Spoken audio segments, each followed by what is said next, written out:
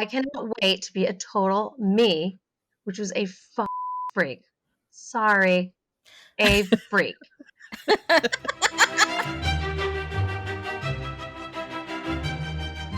Welcome to Mental Mages. We are Shayna and Kathy, just two therapists geeking out about pop culture and mental health. Our discussions do not substitute for mental health treatment. We might be therapists, but we aren't your therapists. Come on, let's go on an adventure.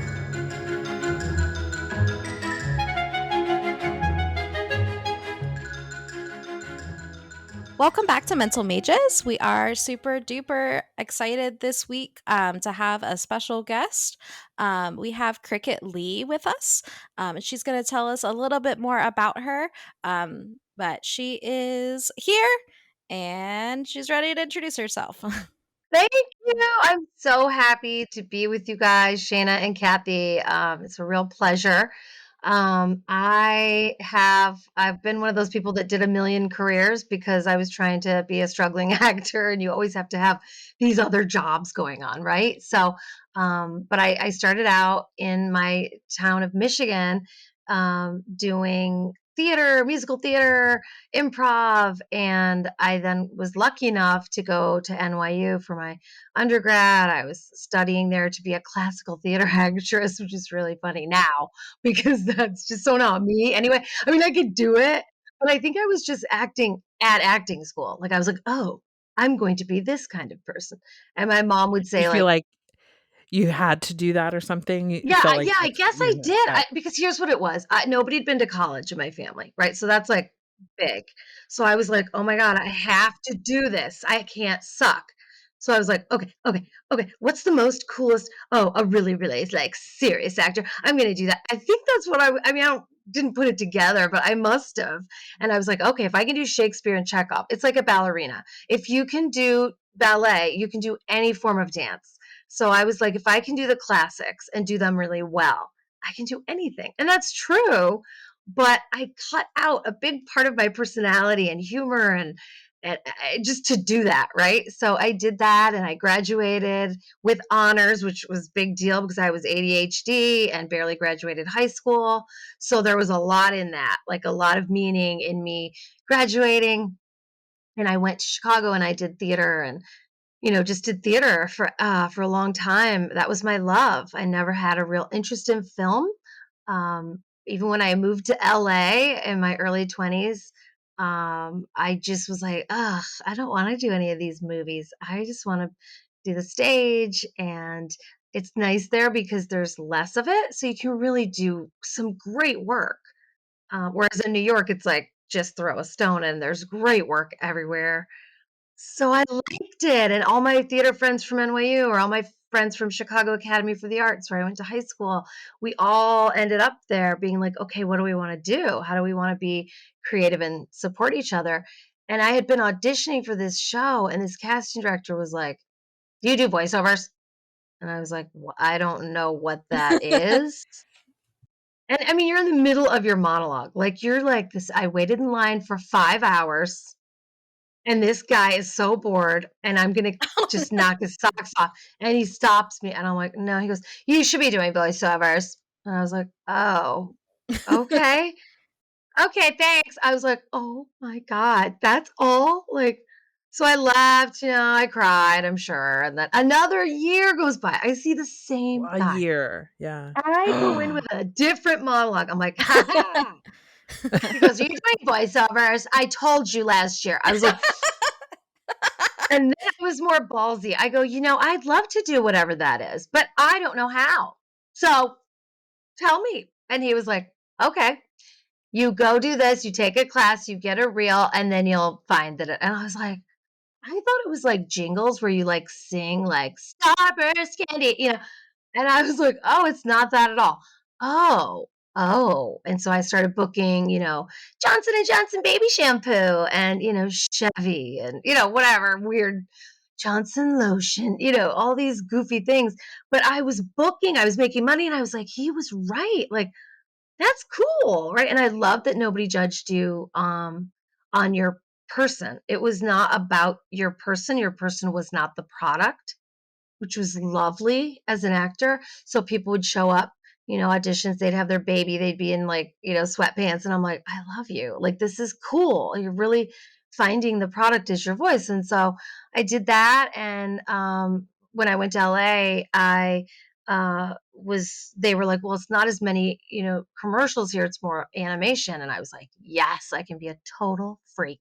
I cannot wait to be a total me, which was a freak.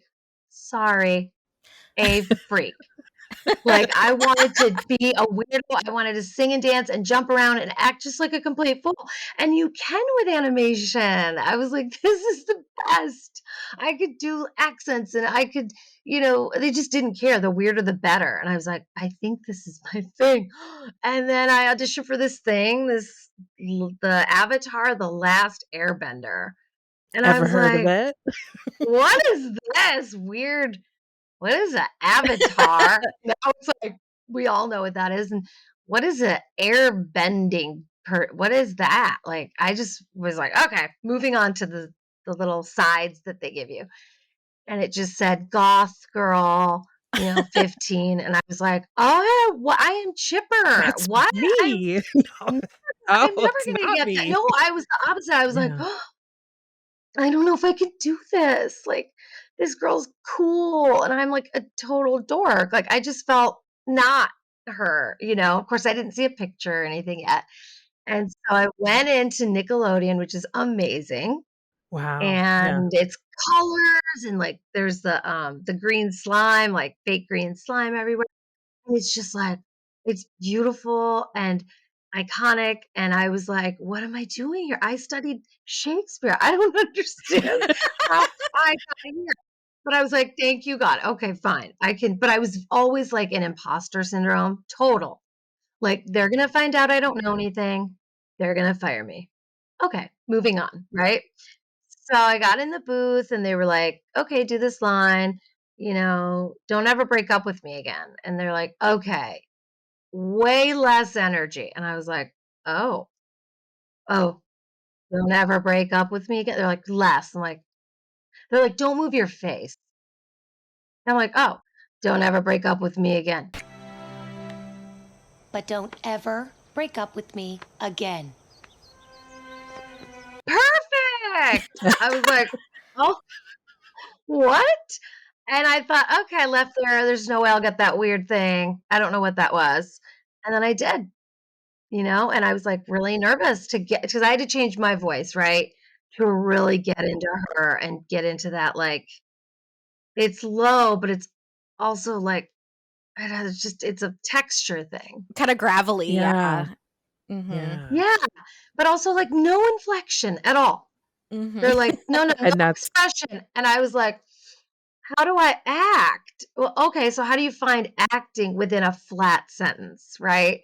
And that's kind of what I had to do, and so I loved it. I had a great voiceover career, and was writing plays. I wrote a one woman show, and I wrote a two-person show about Janis Joplin. I played Janis Joplin, and did well in LA. And I just was like, what else? I was approaching 40, and I was like, there's got to be more. I'm just like not.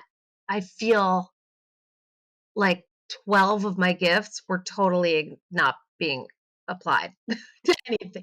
And I was like, well, if this is my actual career, I don't think I'd feel like that. So I think I'm in the wrong career, which is hard because to do it that late, and it was very distressing. So I moved to New York, and I said, well, let me just see what I can do. I'm going to marinate on this. And I eventually called my mom in Michigan and was like, I'm broke and I need to come home and I need health insurance. So I think I'm going to go to grad school for social work. she was Yay! like, "Oh." You were so happy. She was like, I don't know Was what that she? is. She was like, what is She that? was so But happy that's to have you great. home. How Yeah, did so Yeah. you happy. how did you find, because I it's always interesting how people find social work. Like, I have my own story because no one thinks of social work ever. Like, it's not the top of your list. So I'm curious, like, you as a voice actress, like, how did you find social? Here's how it was. So I was, like I said, marinating on this in New York, and I had this great group of females, and they were Broadway actors and dancers and writers, and they were just really robust people. And I was like, okay, I came one day and I'm like, I've decided I have 2 career options and I know these are it. So I just need help. They're like, okay. I'm like, writer on SNL, therapist. And I thought all of them would pick SNL and nobody did. And I was like, I'm too scared to go do that. Like, that's too hard. I can't go back to school. I'm ADHD. Like I had every reason, right? But I listened because these are brilliant people, and I listened to brilliant people. So I called my mom, right, and went home, and then I started applying. So I applied to, well, where my mom was, so Western Michigan University. That was my last. I was like, no, Loyola in Chicago, DePaul in Chicago, Hunter in New York. And I was gonna apply NYU, and then I was like, I don't wanna spend another $300,000 to make no money.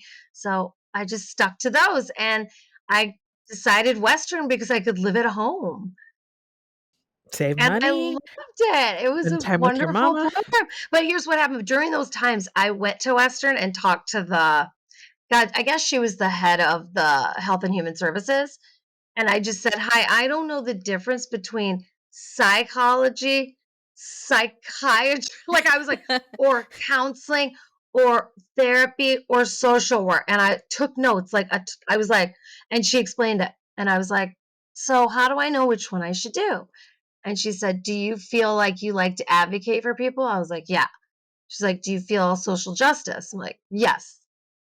"Do you wanna, run tests on people?" I'm like, "Ew, no. No, I don't. No, I don't."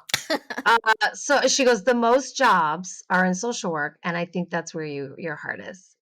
And that's how I got it because I didn't know. I was like, "What's the difference?" Right?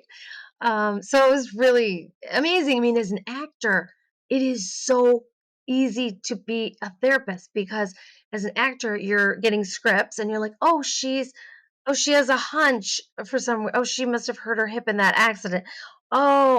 She's getting divorced and she has a child with autism. Right? So I'm reading that and I'm taking that all in. How do I be her? And as a therapist, I'm seeing the same story, but I'm letting her be herself. And I get to be like, "Wow, look at you. How can I help? How can I?"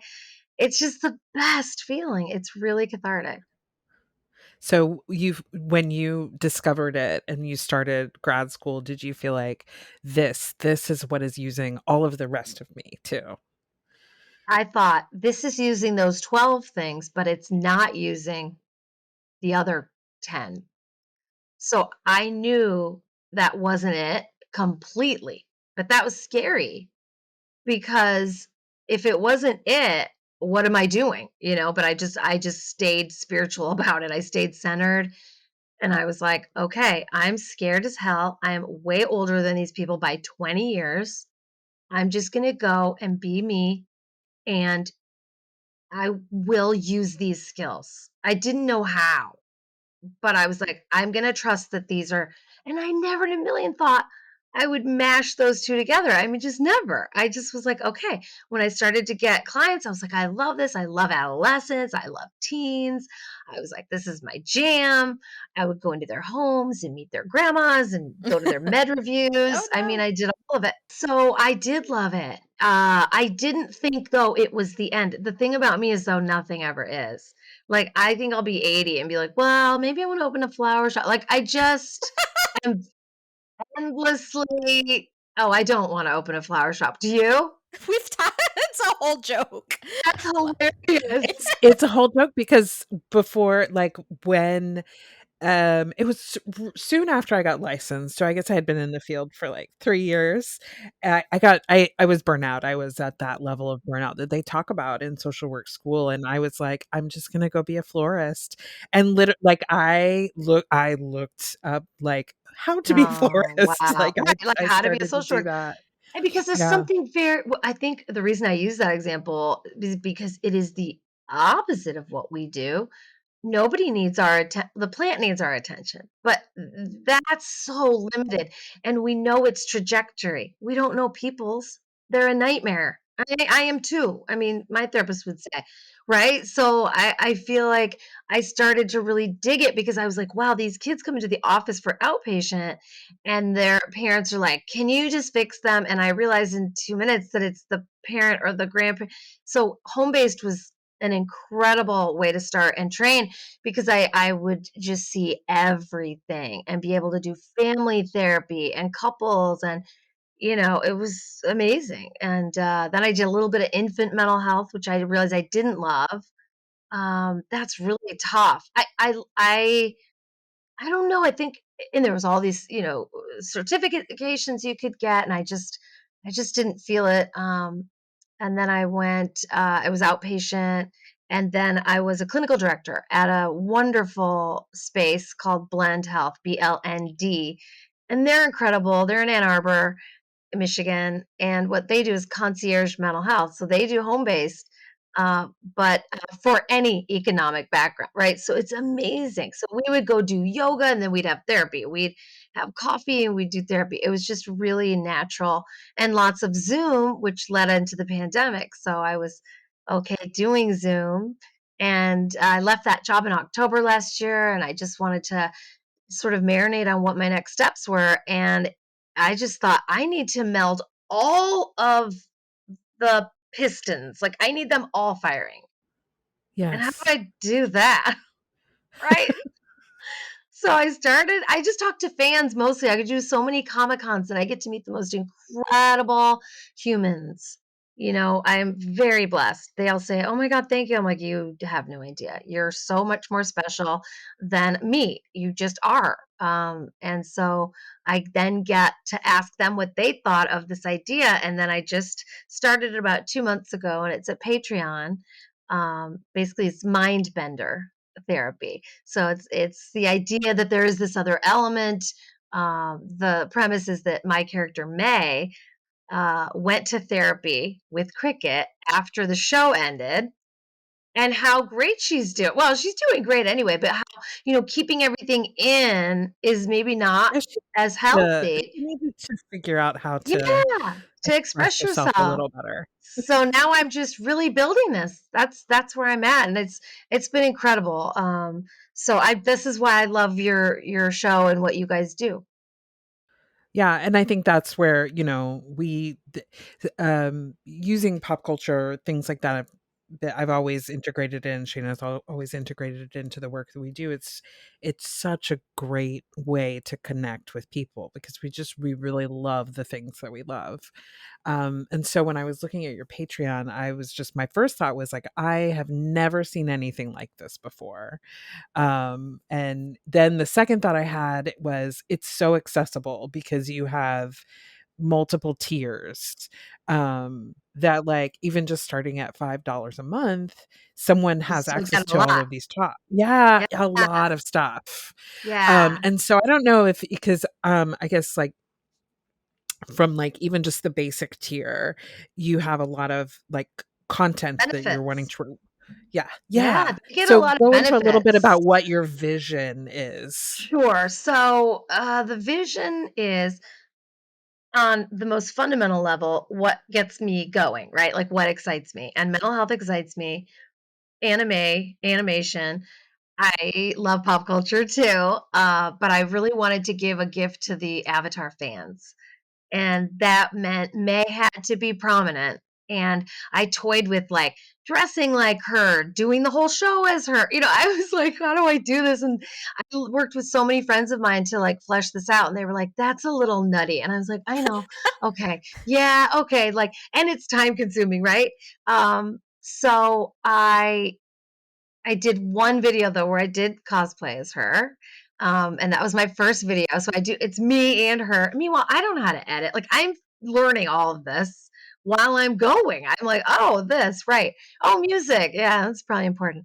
Um, and so I just picked a topic that was close to me.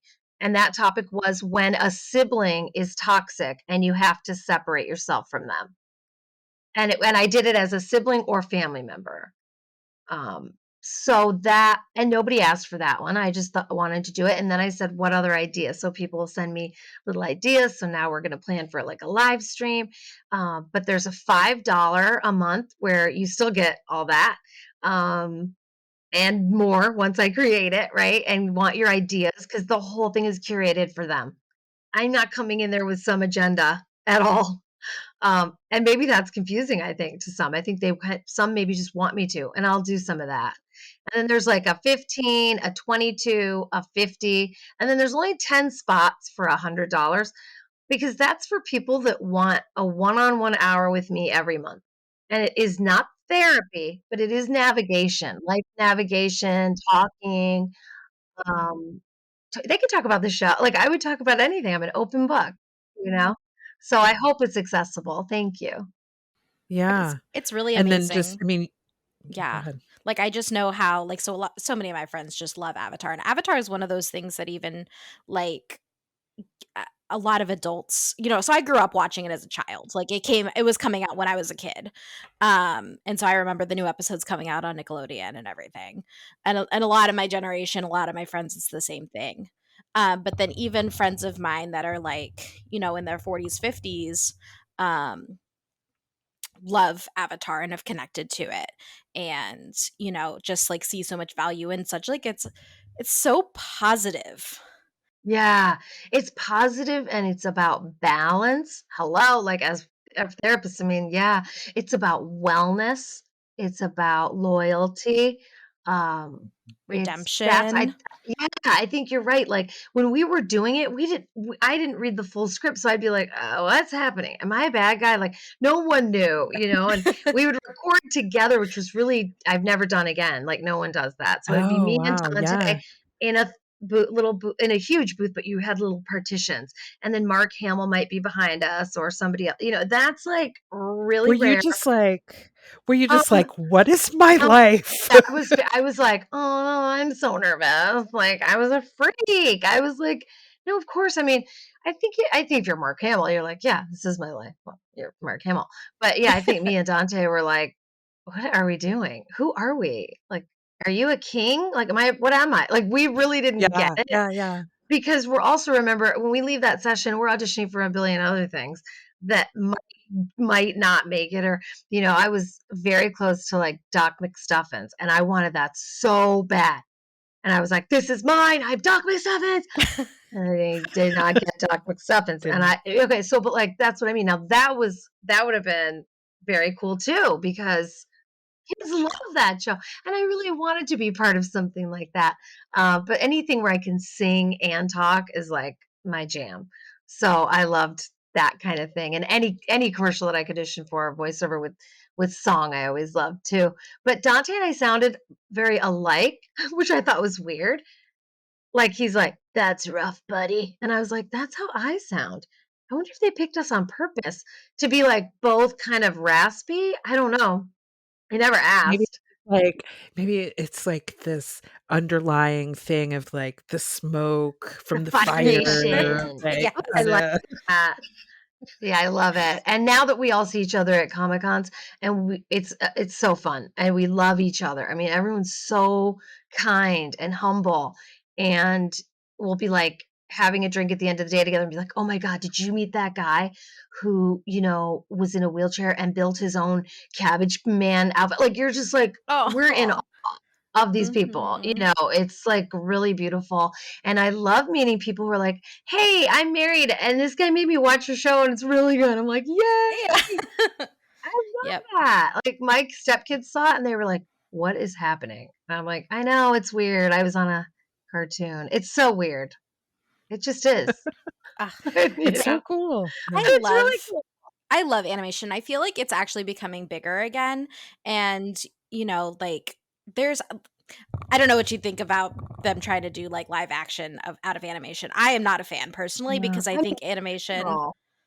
I agree with you. For Mhm. Avatar, I'm happy it's happening because any love that Avatar gets, we get a That's fair. residual love on. But I totally agree. I mean, it's like taking a book, right? Are they ever good in a movie? Not really. I mean, not as much. And I also love, I love it. I love the concept that animation is going to be bigger because I think people had a stigma. I mean, the reason I started the Patreon, the other reason was how can I reach my community who are terrified of their diagnosis, who don't know they have one, who are scared of making friends, scared of being physical or intimate. I mean, I was just like, how can I get to these people and to make a space for us to talk about like scary stuff? And nobody will judge you. And if you want to talk about having your first kiss or you're 40, like let's do it. Or you want to talk about divorce or, anything. I just want it to be that kind of place. Because I noticed that these people I started meeting were in this sort of subculture, which is now just culture, of really talented, creative people who are maybe shy or felt marginalized. So that's not okay to me, and I want to stand up for them. And any underdog I want to promote and be like, what? No, underdogs are just like all of us are underdogs. So I like animation because you can look at yourself as a superhero. How are you similar to that superhero? How are you? What are your own gifts? Right? They're doing a con today in Canada. That's the first and only girl power convention. And I'm like, I did a video for them because I'm like, you guys are amazing. Like, this is the future. So that's how I feel. And animation emotes so well, which I think is so helpful for like kids that are learning, with like the silly little side like emotions with the tears pouring and the stars in your eyes and all of that. And I also love, yeah, like just that it's reaching more and more people. I think like with the movement, like Vox Machina is becoming, is reaching the adult population with animation. Avatar is one of those that branches between Steven Universe, the love of my life, branches between. Um, and so, yeah, I just think it's amazing that there's so many of these options that aren't necessarily even anime, because anime is kind of its own special category. Um, but these just Yeah, I that agree. animation. Mm-hmm. And it's cool. It's like the thing that I used to see as a subculture I just don't see it like that anymore. It's just everywhere. And I love that. That makes me happy because I think people are like, what do you do at a Comic Con? I'm like, oh, you have to come. Like, it's the greatest. It's like a circus for adults. It's just awesome. Mm-hmm. Yeah. Yeah, I love Comic It Con. it's I know, like, in the very first episode we recorded, and it's something like, Shayna, you were talking about, and it's so important that we talk about of how important it is for, as adults, to continue to have fun. Yeah. Oh, I'm And all about that. fantasy is part of that. Oh man, I'll tell you my whole style as a therapist. I have this couple, who's almost breaking up, and I just laughed in the middle of the session the other day. I'm like, we're not curing cancer. And I mean, I could have easily offended these people because that's a little, but it's just me. I'm like, I know they're going to be with me on this journey. They've known me, they're going to go. And Yeah, I, you and I have rapport. yeah, otherwise, yeah. And I just said, guys, like, seriously, let's laugh, let's have fun. Therapy should be fun. They're like, really? I'm like, yes, we're enlightening ourselves, we're gathering data. Like, and it's like, I think people are like, oh, and I'm like, yeah, no, I can't change the outcome. I can't change what you guys may decide to do. Will be here to support each of you. That's my job, not to pick one or the other, but to make sure you're both really thriving. And if you're not thriving together, then you can thrive separately. I think people just are like, don't talk about that or don't say that. And I just say everything that I'm thinking generally, and I laugh a lot and I joke and I try to have levity. I think it's a really different thing for a therapist to have. That's me too. I use humor a lot in my room. Like people even Awesome. hear me laughing because I have such an obnoxious laugh. Some of So my do I. colleagues will be like, My, "I heard you laughing," and I'm like, my mom's like, you sound like a horse laughing. I'm like, well, you made me. And it's just like a really loud, my husband too. If we're in the grocery store, he's like, oh my God. I'm like, well, I'm just laughing normally. He's like, I can't, I gotta go. I can't be by you. I'm like, oh my God. It's so funny. Well, some people like my voice and my Yeah. laugh. Yeah. Yeah, Ryan has to exactly. edit. I Ryan has to edit my laugh in this podcast. Oh, yeah, he He has has to to turn Is it she down. loud? Because he's- mine's loud. It's so loud, I can't even do it. It's just like, I don't know where it comes from. Mm, a place Uh, of joy. yeah, But place of I joy. think 'cause, I've worked a lot with children and adolescents, and then, of course, you have to work with their families too, but that's a huge piece that, it's kind of like starting at the beginning is you have to, as a family, any relationship, whether it's parent and child or partners, is you have to have fun sometimes. Everything cannot be about Great correction of point. behavior. Great point. Especially if there's other kids, right? Like the siblings, squeaky wheels getting the grease, but it's like, well, wait a minute. What is she thinking? Oh no, she's the fine one. What? It's Hold fine, on. right? Yeah. Yeah, let me check in on that. Oh, look what I figured out. Oh, they're cutting, or oh, they're doing this, right? So you're absolutely right.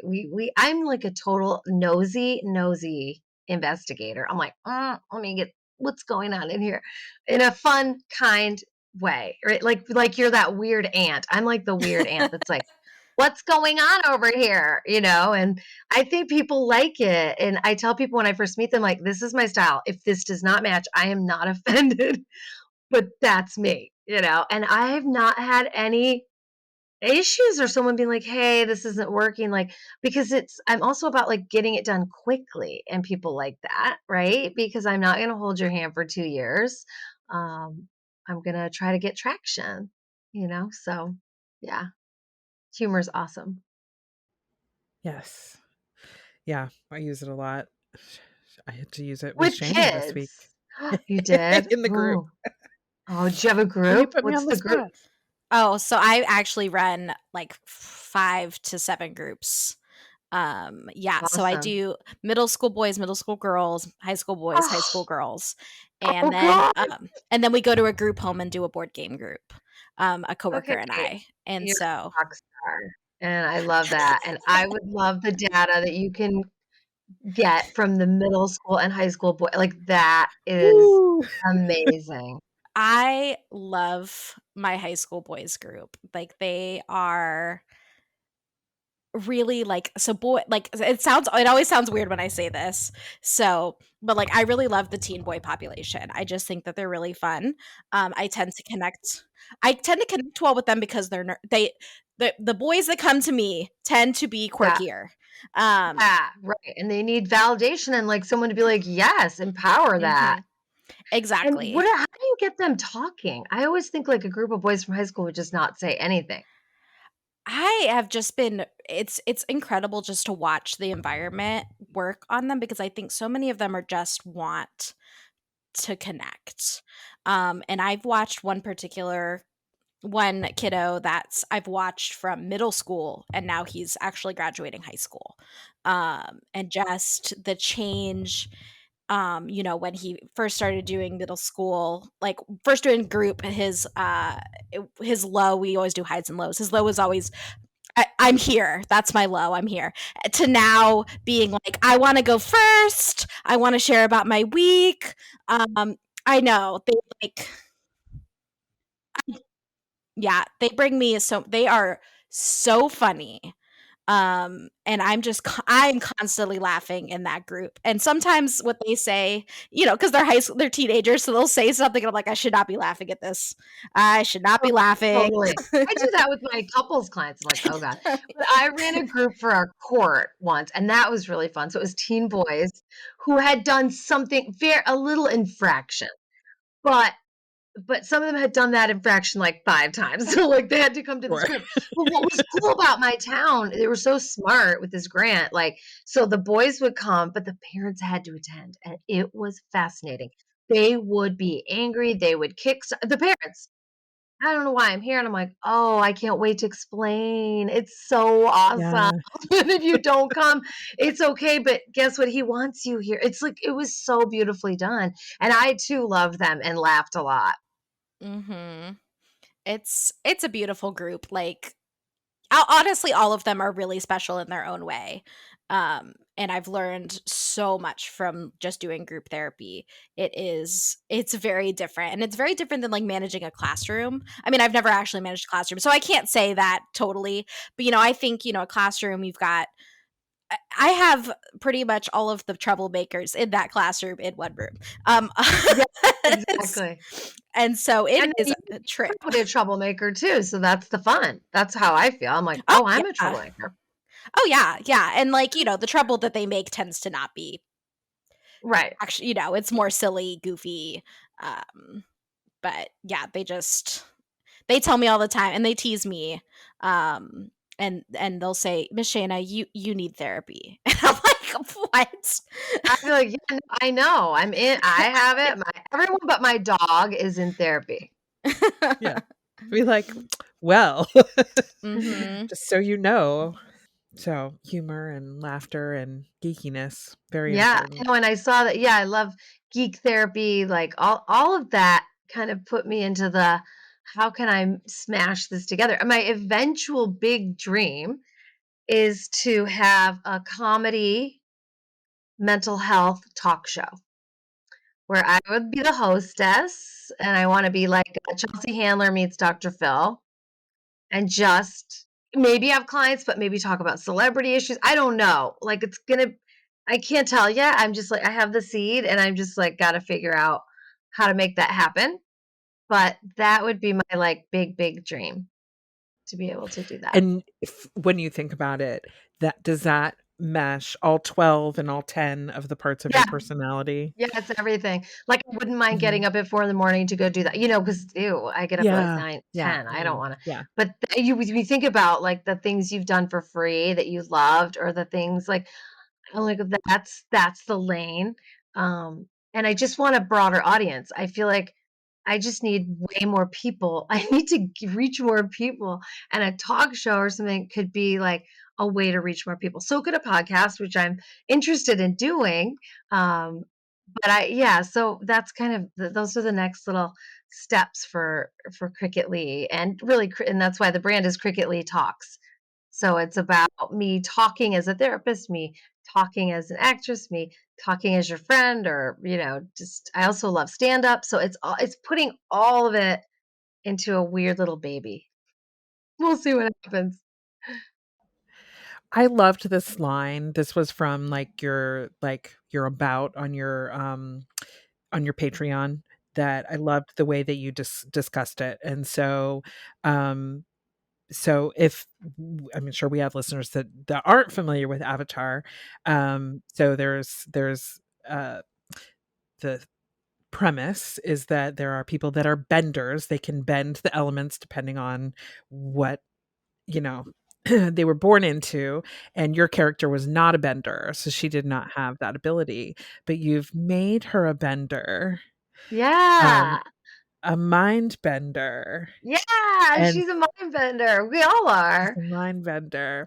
And the quote, if I could read it, Yes, it please. says, or you can, it doesn't matter, but it says, mind bending is the power through therapeutic techniques to radically affect your own thoughts, perceptions, feelings, and psyche while helping you develop coping skills to alleviate emotional distress. Similar to Avatar's firebenders, a mind bender creates their element from within. Yes, exactly. So obviously they have these external elements, right? Fire and water and earth, and they get to, which are so beautiful. And part of me is sad that May wasn't a bender, I mean, she did use swords and knives, like, but Which is that's pretty not cool. pretty cool, but it wasn't a bender. And I kind of, for the show's sake, I like that it was separate. As the actor, I would have liked to have done like a serious fight with Azula, like, like bending and bending. But, yeah, I thought, well, I always felt like, what would be my secret gift? Which one would I be? And I always thought mind, because I'm a thinker and I intellectualize and I like to pull things apart. And yeah, okay, it's not bending. We're not fighting. But if we really broke it down, you could see mind bending. Obviously, it's there for you. So it's not to combat someone else.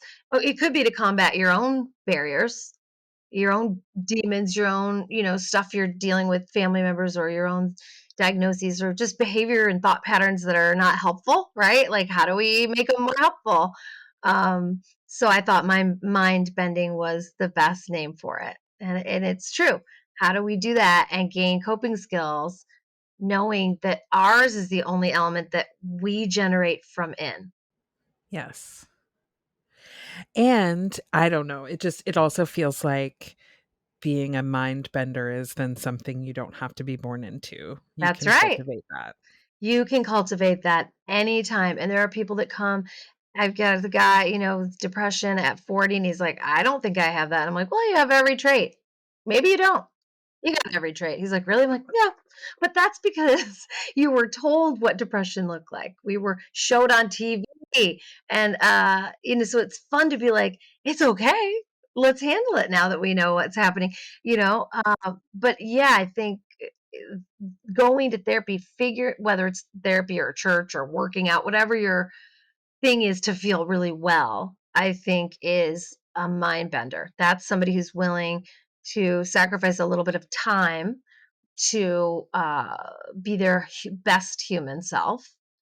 And then beyond that, helping others, right? Which is what you guys do. So you probably have your own wellness, got well at some point, or, figured things out. And then we're like, how do I now give this back to the world? I mean, that's pretty amazing. Yeah. And I think the other thing that's important to also point out, and when you even use the metaphor of Avatar, is you only get better at bending by practicing. Yes, Exactly. so You aren't good. born just being like great at it. You have Mhm. to It's so learn it. true. It's like Mhm. everything, right? It sucks. I know. I wish we didn't have to practice, but yes, it's a practice, right? Like sword fighting is a practice. Yoga is a practice. Wellness, certainly, keeping our thoughts, whatever they may be that are harming your thoughts, or particularly, I know CBT is the basic for most people. I'm more of the acceptance and commitment therapy therapist. I still use some some cognitive behavioral, but I like to really challenge people to say, to change your thought is like hilarious. Like it's absolutely impossible. So why don't we just be like, oh, okay, what we can do is change ourselves around that thought.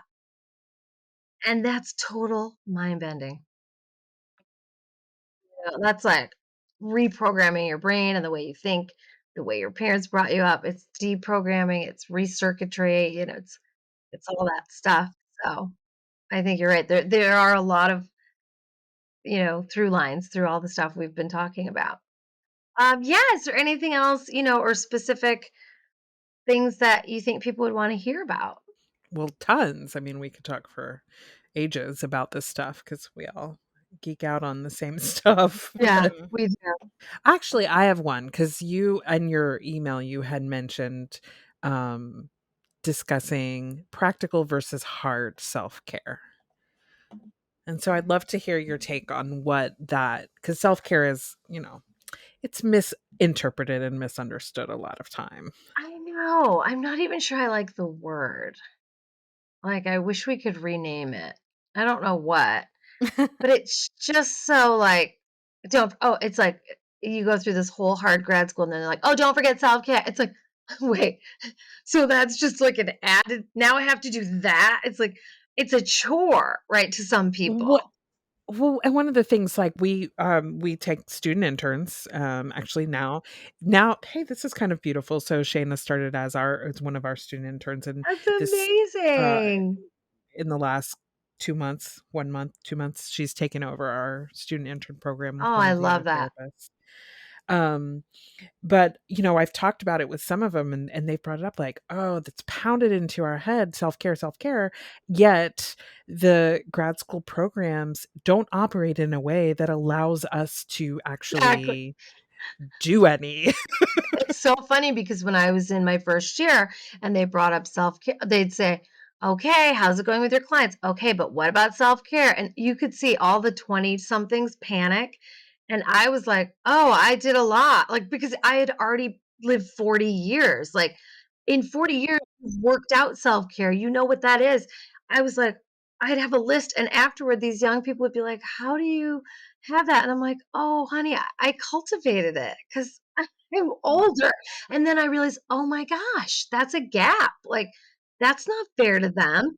They don't shouldn't have to wait to be 40 to like, figure that out. So I would sit with them and be like, okay, what do you, well, I paint my nails. I'm like, okay, yeah, I mean, duh, like nice stuff like going to the spa is great, but that's not actual self care. So self care to me are choices and boundaries. That's good, yummy self care. So if my toxic cousin or friend or, someone who maybe is difficult asks me to do a favor and I feel guilty, whenever I feel guilty, I will eradicate it immediately. It's not helping me. That is not caring for myself. Unless I really did something wrong. And then in that case, I would just be like, hey, I did something wrong. But there's no reason to just feel guilt because if someone else needs you. And so I would say to people that radical self care is setting massive boundaries in a really loving way. And it takes time to get that language. I sometimes have to send texts to clients like, this is what you can say, because they're just panicked and they don't have the language. Now, by this age, I have the language and I have the experience. But young people don't, and their interpersonal problems. So therapists certainly, but just regular folk, people need to set boundaries, and they're beautiful because they're not. I don't look at a boundary as a stop sign. I look at it as a way to treat me. So if I want you to treat me really nicely, a boundary's great. All right. Because you're maybe not, maybe you're taking advantage. And so I role play a lot with people too, right? To be like, listen, I need you to take me to the airport, like I'll make them be that person. And then I'll be like, oh man, that's a rough one. I'm not able to do it, but please call next time. And, don't say anything after that, like, period. And they're like, but I'm like, so your own anxiety is like creating it. So that's what I think about self care. Of course, the yummy things about having a massage. I mean, sure, I want a massage, like, but that's what they taught. And I was like, that's not real self care, is it? How about being in a relationship with someone who deserves you? That's self care. So that's just the way I see it. Yeah. I think a big thing with any school or work is like, I love my job. I do. I love my job. I've a lot to my job. My job is still my job. It is not my identity. I will not let my job get in the way of my life because I love my life and I love the things that I love. I will go to Universal, I will play Dungeons and Dragons, I will read my book, and I will put my notes away because they will get done. And I think that I try to tell that to my young adults, and even my older adults will be like, well, but I have to do this work Oh, thing. yeah. Work is always I going think to the be older there. ones, I feel like the older people are harder to reach because they grew up with this idea like, well, you have to do, you have to finish. And I'd be like, well, what will happen? Well, nothing. Oh, what? Nothing? Oh, Yep. well, Okay. then who's in your One head telling you? I don't know. It's like it's great to kind of parcel apart those things, and also it's like it just reminded me of parts work, which I use a lot with clients because, like you said, my identity is Shayna, and the work Shayna is over here, but she's not the whole Shayna. And it helps people visualize, oh, I have an angry cricket. Yeah. I have a psycho. I have sometimes a psycho cricket. Yeah. I have the weird, dirty joke cricket. Like, yeah, I have all those parts. But the core of me is not those. I know, like, so speaking of self care, when as a student, I was a very serious student. And in undergrad, I would cancel things in order to be able to do things. So, like, for example, I don't talk about it too much, but I had a 4.0 throughout all of college, Oh, yeah. which sounds amazing. And it was, and I'm very proud of it. But I almost wish I got like a B in like the first year of college so that it ruined the whole thing so that I didn't have to like stress about it so much because it was to the point that I knew if I got a B or even an A minus because that affects your GPA, which is ridiculous. I'll go on a soapbox on that another time. So, I needed a 95 in a class in order to continue this. And Your streak. I had to be psychotic almost about my grades and my homework. Wow. And so then when I went into grad school, I told myself that I would do my best but I would not cancel anything that I enjoyed. Oh, I And love that. I learned the ukulele. So Wait, so and you are not only self-care, but it led you to a talent. That's amazing. I didn't my grades did not suffer. I did not get any lower grades. And so that I think was the biggest thing for me learning it was that I didn't compromise on the things I enjoyed and I still did just as well. Um, Right, and that could deteriorate your mental health. I mean, oh yeah. it's not great. Mhm. Yeah. Yeah. Good All for I got Where you. would was a that That's mental stupid mental medal. energy be? I didn't even get a scholarship or I anything was for this gonna stupid say thing. I was gonna say, and who has asked about your grades No since one. then? I was gonna say, I did get a 4.0 in my grad school, and I got a sash. Yeah, right. So, Wah, the wah. sash. I was like, "Oh, where can I wear this? Nowhere." But it felt good, right, coming from a family where, like, education people prized it but didn't go or didn't get to go. So I was like, "What? I'm gonna go on with school? Like, that's crazy." I mean, social work is not, molecular biology or anything. Like, Right. I would flunk right out of that. I am terrible with science, but with human things, I'm good with. Well, it's time for us to go on our side quest, where we talk about the things that we're into. What have you been into? Reading or watching or listening to, Cricket? Uh, and it's terrible that I don't get to read as often, as I'd like to, but, with 2 stepkids and, like, traveling, that's hard. But I watched this great movie with my husband. We both love metal music, like 80s Me hair metal. too. That's the best. And so we're like he goes, "Oh my god, I saw this movie, you gotta see it." I'm like, "You just watched it, that's weird." He's like, "No, no, it's that good." "Okay." And so he goes to the thing, Netflix or whatever, and I see it's 2 band geeks, and I'm like, "This looks weird." He's like, "It's called Metal Lords." And I'm like, "What? This looks" because it doesn't look great. And anyway, it was one of the best movies I've ever seen it was so well written, it was so funny, it was so good. And of course, the bottom line is you can look and sound and be a nerd, and that doesn't mean you can't have a great life. And it doesn't Doesn't mean mean that you can't and rock. you can't rock and you can't be metal because the idea of metal is what they talk about. It's like they keep saying, the one guy's like, metal means commitment. It means, don't give a crap. And in the end, it's like, that's not all it means. Like, it's really cool. And of course, there's awesome music throughout. And in doing so, they discover a cellist who adds to it. And it's beautiful. It's so good. And she's a girl. So it's just like one of the best movies I've seen in so long. So Metal Lords, I would say I'm Metal super into. Lords. Mhm. Okay, I'll put it on my list. Shayna, what about you?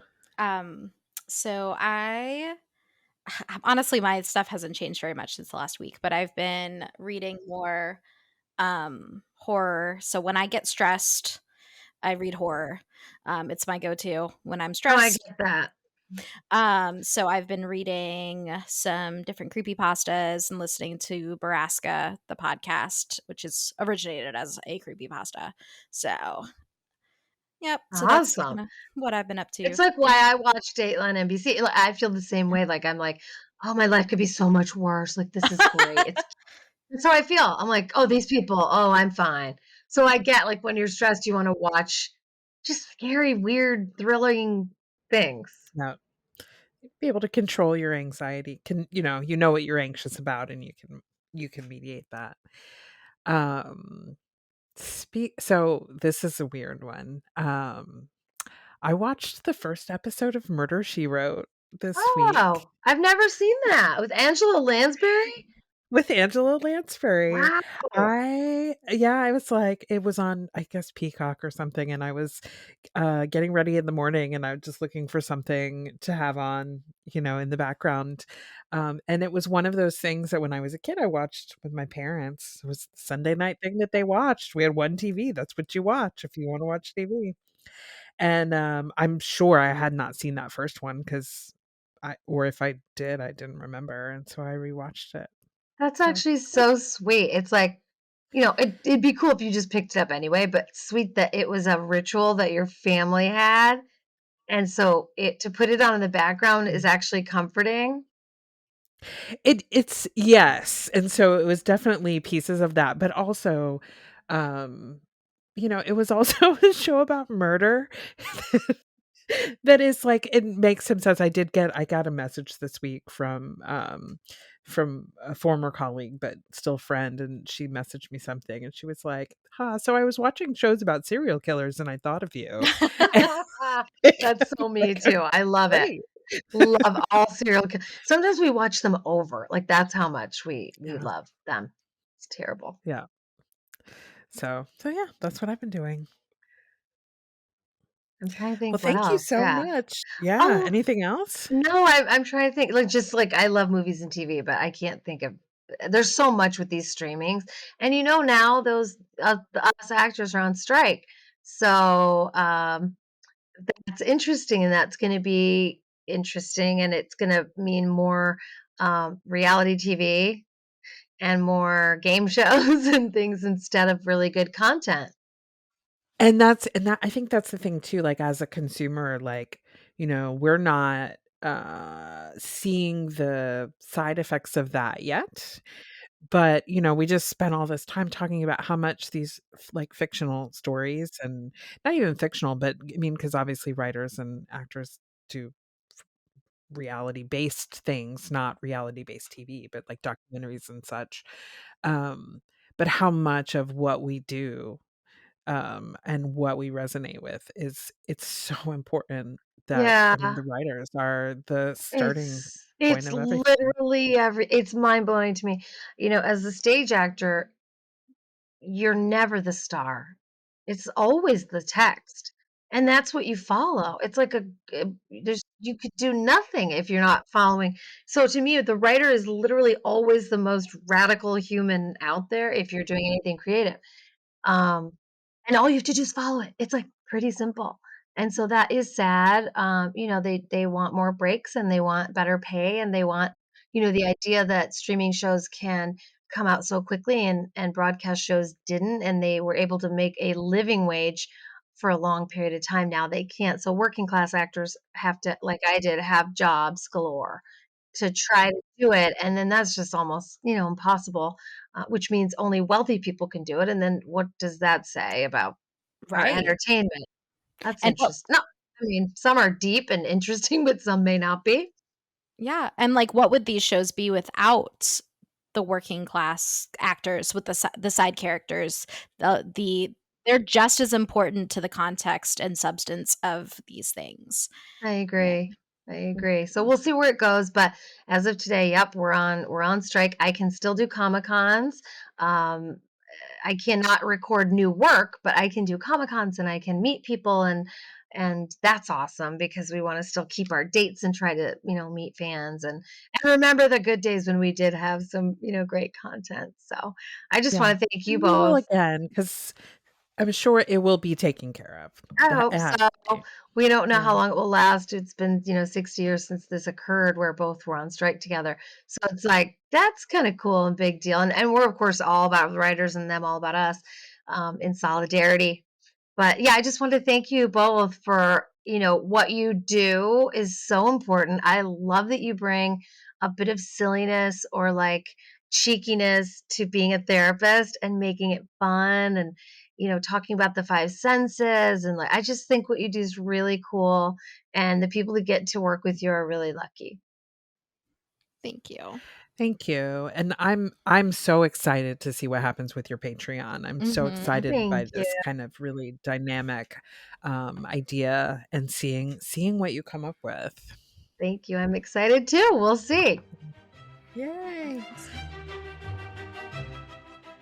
Thank you for listening to Mental Mages. Editing is by Ryan Merrill. Artwork by Matthew Gwaltney.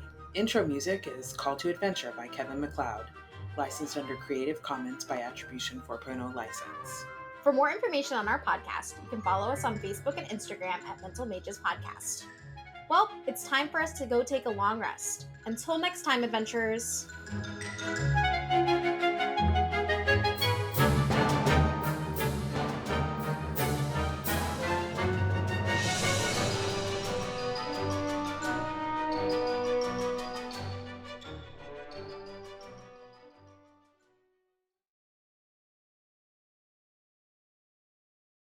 What's your puppy's name? Hank Williams Jr. Oh, I love it. And then we have another doodle around Charlie Daniels. So we have country artist named